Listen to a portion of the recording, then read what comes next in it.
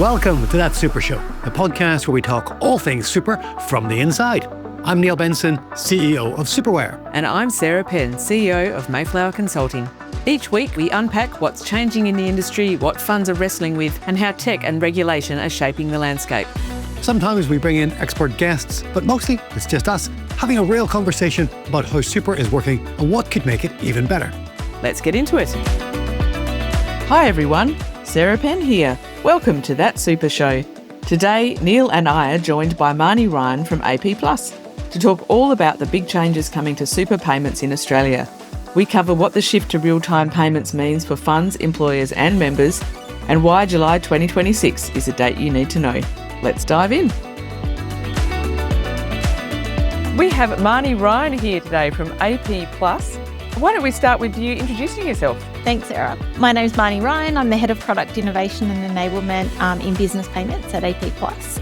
Really looking after the development or innovation on the new payments platform, or the NPP, which is our real-time payments infrastructure in Australia. My team look after a number of things, and one of those is to help mobilise superannuation payments onto the NPP. And we've been working on that since probably about 2018, 2017, I would say. So it's been a long journey. So you were just saying before we started recording that from 1 July 2026, super funds need to be able to accept NPP payments. Yeah.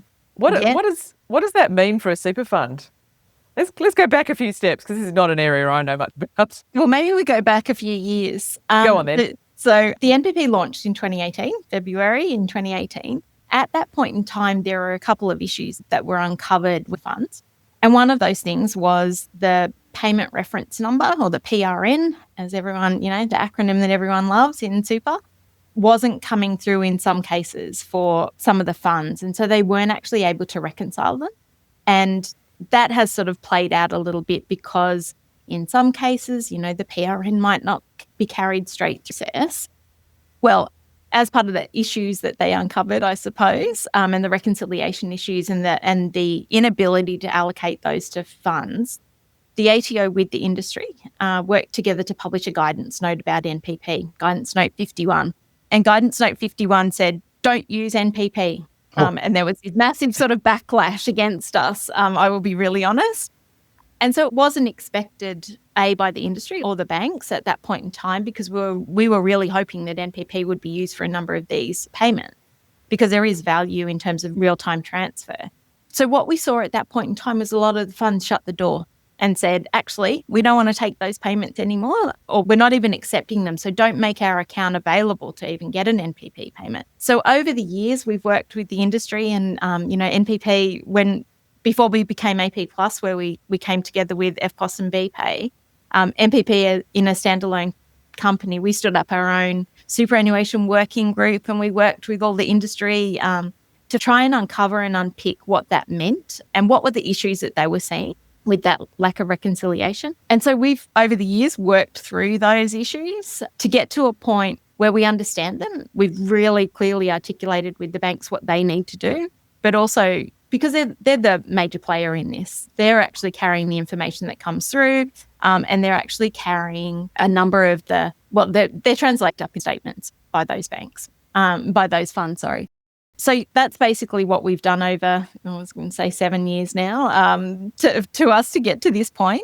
In the last couple of years, we've worked really closely with the ATO, flagging, and Treasury, I would say, flagging that there would be a need to move to NPP. Ultimately, and I'll maybe if I sort of put the context of why that's really important now, to own the BECS scheme, which is the Bulk Electronic Clearing Scheme, they have effectively said that there's a retirement date that's coming. Oh, I didn't know that. The targeted date for that is 2030 at the moment. So, and I count it down in months now, and everyone here gets quite stressed about that. And, maybe it's a target date at this point in time, but what we want to do is get to, really moving to a more modern payment system. And that's across the board for payments in Australia. And we want to move to an account-to-account vision where payments are made between account to account, where we can see that there's some sort of digital transformation, or at least, you're including it in processes that you do as part of your natural business processes. And so that's where we're moving towards. And so with this sort of impending date or the closure of BECS, it means that processes like and you might be familiar with this, but an ABA file. So if you're a small business person, you might run your payments through your accounting software, and then when you get ready to pay those supplier payments, you download it, or your super, you download it, and then you load it back up. Familiar with that? Yeah. Everyone's very familiar with that process. That sort of batch processing and that thinking of that batch processing is changing. And so that's why working with the ATO and the super industry, we've tried to say, this is coming. Let's start preparing. These things take time and years. We've been in discussions for this long. We now need to make sure that we've got, the next 4 or 5 years set up for success. So when we started this, and we thankfully, I will say to the ATO, have included us in the Payday Super working groups and technical working groups and all of those types of things. So the industry's really tried to learn from us and see if we can sort of help them, bring them along. And it's been amazing in terms of their support. Some of the conversations have been a bit spicy, I would say that. And we have, received some negative pushback and feedback in terms of capability. But I think from our perspective, we've progressed. And as a result of that, the ATO acknowledged that the industry has supported that NPP should be available on the 1st of July 2026, and a letter has been sent to all the trustees of the funds. So Marnie, what I'm hearing there is the move towards real-time payments for employers to make contributions to super funds and other payments within the superannuation system. Right. Yeah. Okay. What should funds be doing now to prepare themselves for the introduction of real-time payments? I think of the different teams inside a fund, the operations team, employer services. I imagine they're going to get a few more phone calls about more frequent payments as Payday Super comes online as well. And then you've got the tech teams trying to make sure that their systems are up to scratch. What can those folks be doing today to prepare for that 1st of July deadline? So there are, and there will be testing processes that need to happen because the contributions file and the message is changing. So there's a whole process that is being undertaken in terms of conformance testing. So the industry is doing that. That's not really within our remit. That's obviously the super industry. But from a payments perspective, our view is that you should be talking to your bank. You should be talking to the gateways and clearinghouses who are actually making these payments to you. The ATO is actually lent into this, and because the 1st of July obviously is the mandatory date next year to allow NPP payments, they're actually publishing, and we raised this as part of the stakeholder management sort of discussions. They're publishing a list of those who are early adopters and those that are willing to receive it early. So you can actually test it. You can see if you want to pilot it, you can actually adopt the NPP. It's been really funny though. We actually think that there are some organisations who are naturally receiving NPP payments but actually don't even realise it. So let me unpick that a little bit, because if I, from my business bank account, if I make a payment using a BSB, an account number, sometimes it seems to take a few days. And my assumption there is that's going over the BECS system. Other times it goes instant and it's received by the recipient within a couple of seconds. So that must be using NPP. But as a person using the bank says, I have no idea what payment platform is clearing that transaction. And it's not like PayID in my retail bank account where I choose to send a payment over Osco and I know it's going to be real time because I'm using PayID. It seems to be quite transparent at a retail level. Yeah, with the consumer level. Yeah. And so we own all of those products that you talked about. They're part of the NPP, and we've got certain obligations. If you're in a retail channel, the Osco logo has to come up to tell you that it's gone down that path. We don't have that in some of those business banking channels at the moment. Yep. So you can't see the transparency of when it's gone through or not. And that, they're some of the things that we're working through at the moment for NPP, and what does that look like in the future? Because notifications would be amazing to sort of tell you that that's actually landed, especially for employers. If they're paying a clearinghouse, they want to know what day did I pay it, because especially with Payday Super, it becomes critical for them to actually understand the date that they paid the employee, but also when they made that transfer to the fund.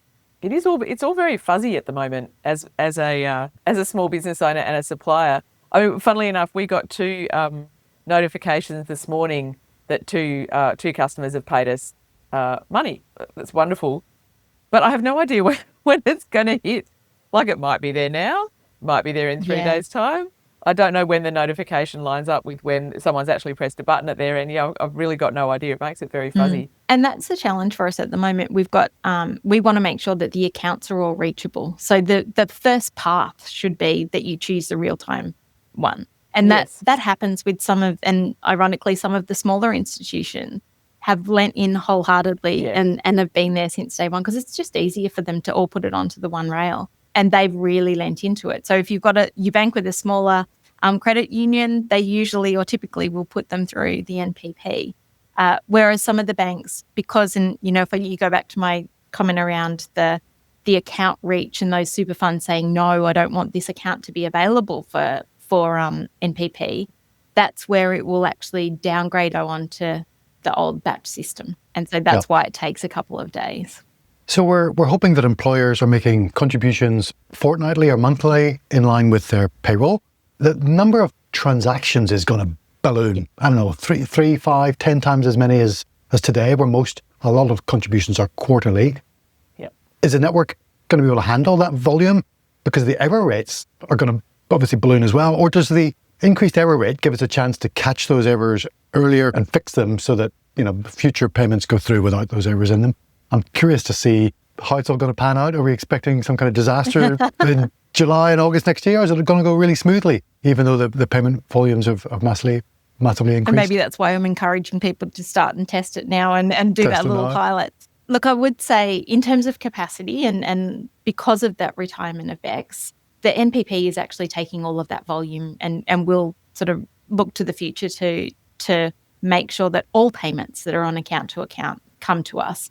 And so that means that not only are we taking superannuation, we're taking payroll, we're taking, supplier payments, all of those business transactions. They're billions of transactions in reality, and they're direct debits. They're all a variety of payments. In the, I suppose, the pie or the percentage of allocated transactions to superannuation, it's probably sitting about 200 million now. If that, even 5 times will get us up to 1 billion. And in that point, we know that will actually be well within our capacity because we're aiming for 6 billion transactions. NPP currently is growing 20% year on year. And so our constant, way in which we have to actually prepare for the next phase of growth is that we are constantly looking for capacity and making sure that we've got that covered. Right. So although from a superannuation perspective, the number of transactions is going to increase substantially, superannuation as a percentage of all your transactions is very small. Yeah. So so it's not really going to stress out. You might just need to put a little bit more memory in some of your computers and you'll be fine. It'll be a nice little blip, but it'll be good. Yeah. Okay. Marnie, we've been talking a lot or thinking a lot about contributions from employers into members' accounts. But what about withdrawals? Helping members get their money faster when they, draw a pension or have some other reason to withdraw money from their superannuation account. How can funds leverage NPP to do that? We want to make sure it's secure, it's going to the right person, they're identified, they're providing the right bank details. And that's not always easy for members to do, it seems. But we've got some innovations now, like, I don't know what it's called. Whenever you put in somebody's BSB and account number, now it tells you the name. Confirmation of payee, Confirmation of payee, thank you. Yes. So can funds use those kinds of innovations to make sure the money gets to members quicker as well? 100%. And I think it's been one of our priorities. When we've had discussions with the industry, fraud is at top of mind. And one of the products, so there's many ways in which we can actually deal with this. And the banking industry and financial services industry has actually implemented confirmation of payee. So what that does is as you key in a BSB and account number and you key in the name, the service will actually tell you whether that name matches. I think it's really important when you look at the SMSF, landscape, making sure that is verified and that is confirmed, but also just even payouts, just whether that's to rollovers, to SMSFs has been, again, critically important, but just to individuals. So am I paying it to the right person? That's just one component of it. I think from a PayID perspective, you also get that option as well to be able to see the name, and it actually responds back to you to say, this is the name of the person that you're paying it out to based on a PayID. And that PayID may be a mobile phone number, or it might be for businesses. And this is where, again, that layer of trust comes in. It could be an ABN. And they may have registered their ABN to be able to say that that's a PayID that you're paying out to as well. So they're almost like these little steps that exist in terms of the validation processes as you start making payments. But our messages actually have an extra bit in them as well. So, and I don't want to get too technical, but the BECS or the old batch files, or some people ABA file, or the Semtex file, I think some even are calling it still, that's a really limited text string. It doesn't contain a lot of information in there. In a NPP message, we have over 1,400 fields that are available, or elements within that message that can be Populated. Crikey. Yeah. All right. That's a bit more than a 12-character description field. 18-character references, no longer. Yeah.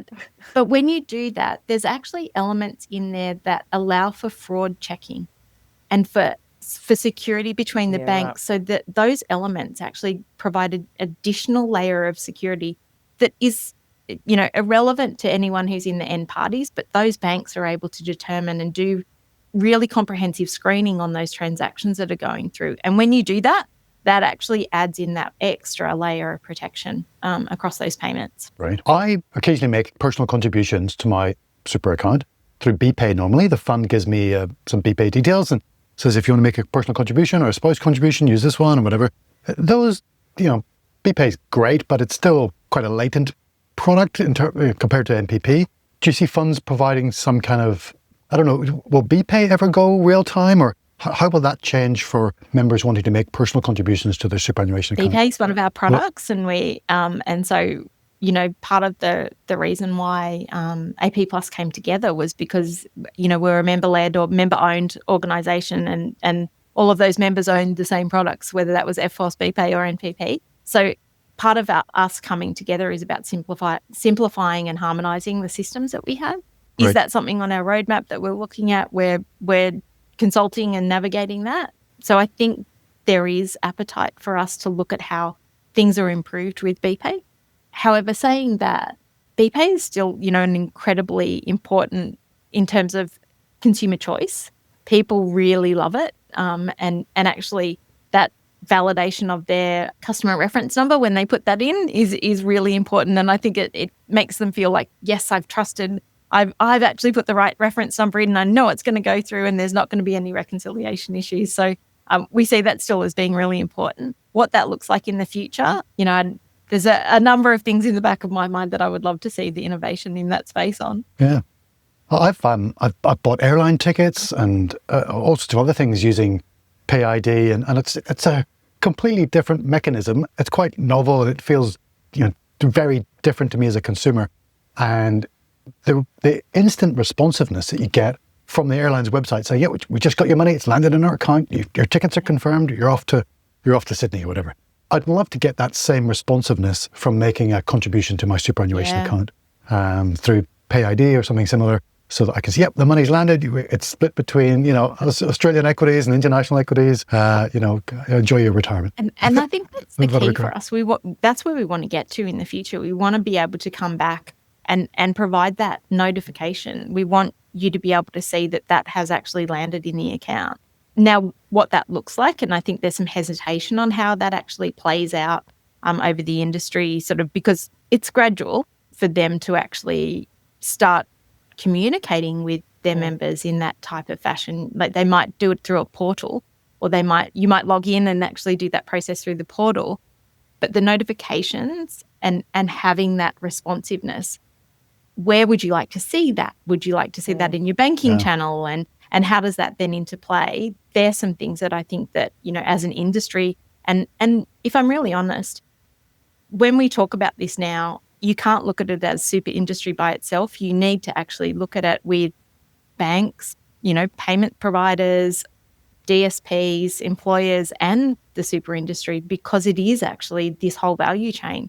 And so that's why we're really happy to be included in the conversations, but we want to make it the best experience for you to know that money's there, and also to be certain that it's there, not just that you have sent it.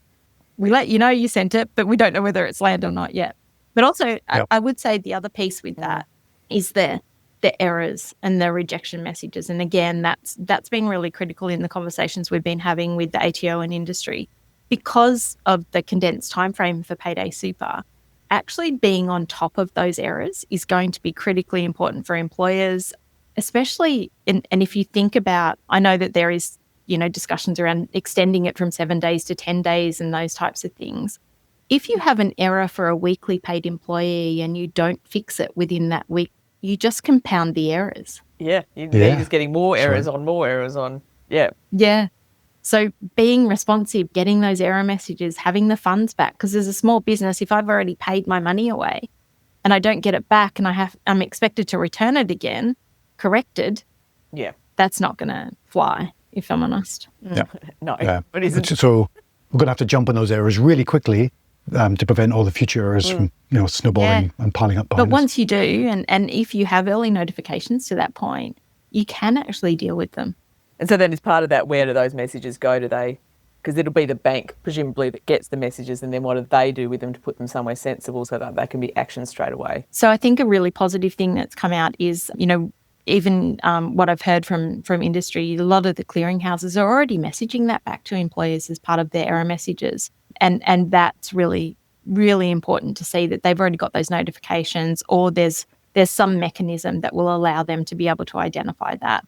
And then they'll see it come back into their accounts. So the $5 billion question, Marnie, is between Payday Super and NPP, will the number of employers who don't make their superannuation guarantee contributions fall with these innovations? Or is it still going to be a battle to get some lardy, lazy, good-for-nothing employers to make contributions for their members? I don't know if I can comment on that, whether that...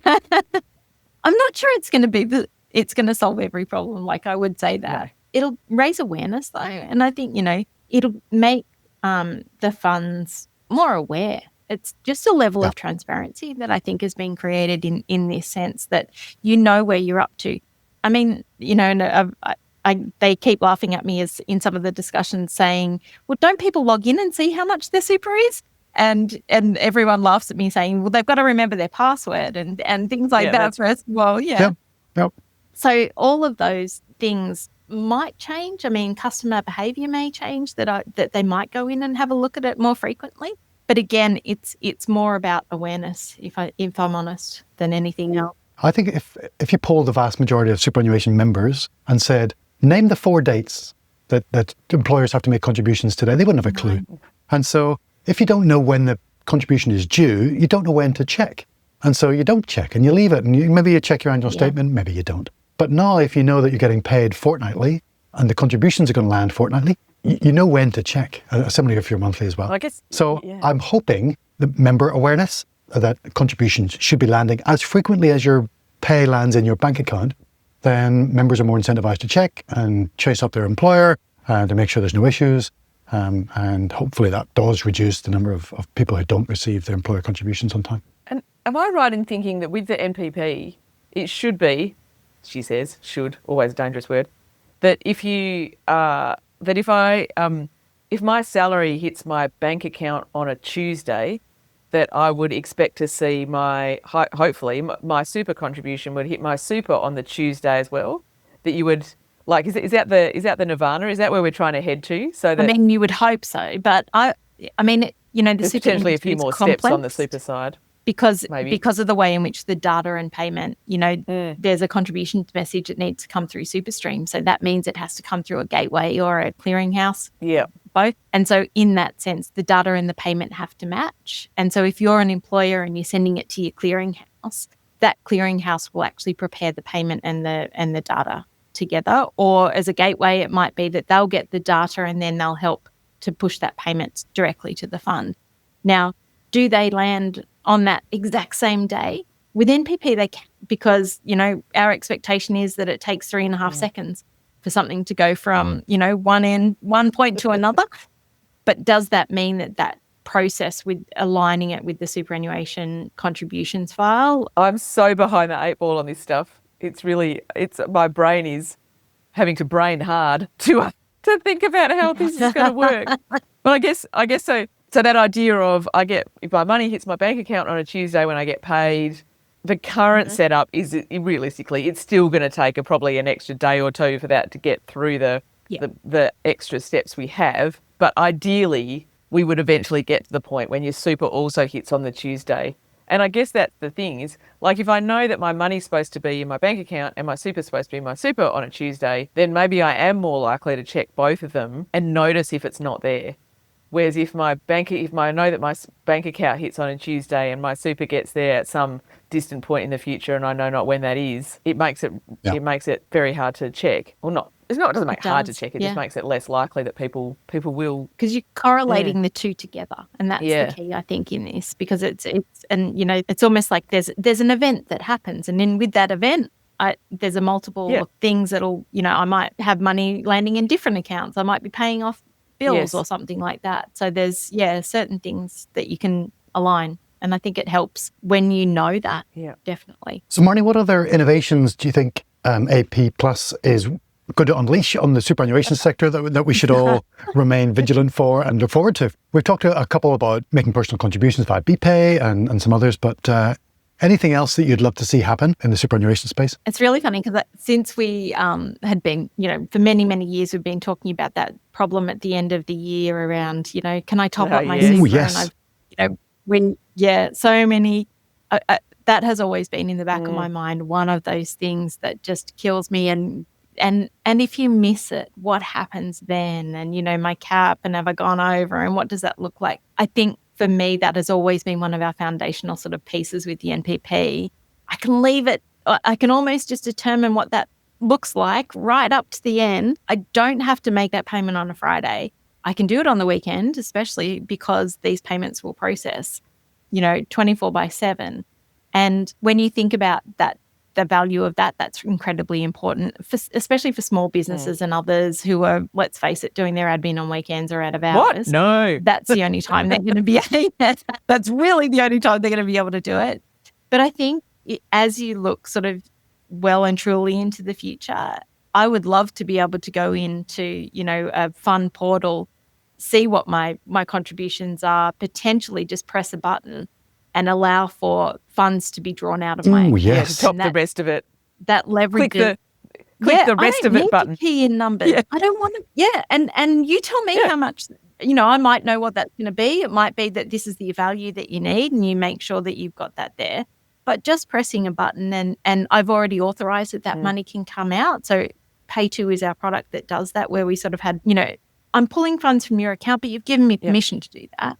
And that one button, without me having to key in a reference number or anything like that I know I will stuff up, that's the aim for me, to get to that point, to be able to do that and know that it's secure. There's enough information in there that everyone in that journey is going to be okay with it. Yeah. So I think that for me is where we want to get to. That's pension payments too. It's the same thing. A lot of people don't want to take any money out of super until they absolutely have to, but there are minimum drawdowns, and so a lot of people leave it to the end of the year. I actually remember back in the day when I used to work at Macquarie, and we did an awful lot in self-managed super, and there was one particular firm that we did a lot of work with, and everyone knew you weren't allowed to ring anyone in that firm in the month of June, and God help you if you did, because they were looking after trying to sort out their clients' pension payments. And make sure that everyone took the minimum balance out. And as a result, you weren't allowed to ring them in June because they were in absolute administrative hell trying to sort everybody out.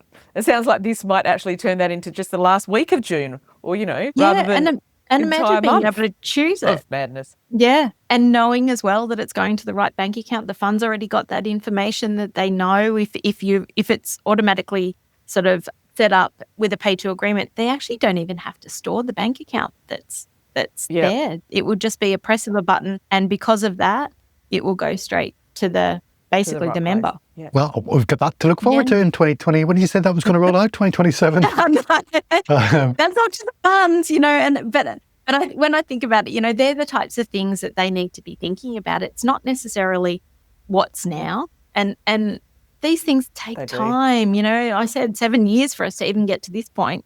It's not simple. They're complex business processes because these things need to be approved, and even just distributing funds needs to go through multiple approval levels. That type of business process, if you're changing it, you need to think about it. But it doesn't mean you can't take small steps now. Yeah. Learn from little mistakes, pieces that you can implement. So the big dates are 1 July 2026, they've got to be funds have to be able to accept NPP payments. So Correct. in order to make sure does that mean they need to talk to all the clearinghouses to get They that do, set up? and we're seeing that is that already kind of how they happening. go about doing that? Not necessarily for the payment. So for the new contributions message, yes, they will work with the clearinghouses and gateways. But for payments, we're encouraging funds to talk to their banks. And we're also encouraging the banks to reach out to them to say, is your account enabled? Have you got any problems that you're reconciling it? And if you do, please put your hand up now. Let us know that's a problem. And then in that, make sure that you actually have a really clear understanding of what payments are coming into your accounts. Because even as we've had these discussions, we've seen that some of them don't know which method they're coming in through. It could be, on DE or BECS, or it could be on NPP, and they're not really sure. So it is really important to understand And it's their bank that will help. If you're a super fund, it's your bank that will help you figure out what's coming through on what platform. Right. Yep. Definitely. And then the longer term one is being ready that BECS and Oz Payments is going to be turned off in 2030, hopefully. Probably. Yeah, that's a targeted date at this point in time. Things are challenging, but that's sort of where we're going towards, definitely. So Marnie, just to confirm that NPP acceptance date of the 1st of July 2026, that's already in action. That's separate from the pending legislation for Payday Super, Correct. which is due on the same date. So the NPP move has been approved by ATO, doesn't require any legislation. The date's locked in, we're all good to go. The Payday Super legislation is still hopefully going to come in October, the next sitting Still part pending. of it. Yeah, good. Yeah. And maybe if I just talk to some of the things and give you a sense of what we're seeing as well in market, that you might give you a sense that funds are already moving. So, we've got a couple of leading either banks or early adopters, which is with Quick Super, which is the Westpac Super clearinghouse. They have actually had early adopters, and you might have seen they've had Mercer, Host Plus, Cbus, Hester, and a couple of others that are already started piloting real-time payment. And then we've had Super Choice work really closely with ANZ to start their pilot, and they've started leveraging it. So employers are actually making payments into Super Choice. And then we've had a gateway, which has been in a unique situation, which is AusEd. And they've actually been doing superannuation on the NPP, where they bilaterally agreed with those funds that they'll make those payments into the account for about 18 months now. Well, so good. there are a couple of them that have actually been proactively managing this and really moving towards this day without it even being enforced, if I'm really honest. Very good. Well, Marnie, thank you so much for joining us. We really appreciate your expertise, and I thought it was super interesting to find out a lot more about NPP and what that means for the superannuation sector. So really appreciate your time. Thanks for coming on. Thank you. It was really nice to talk to you.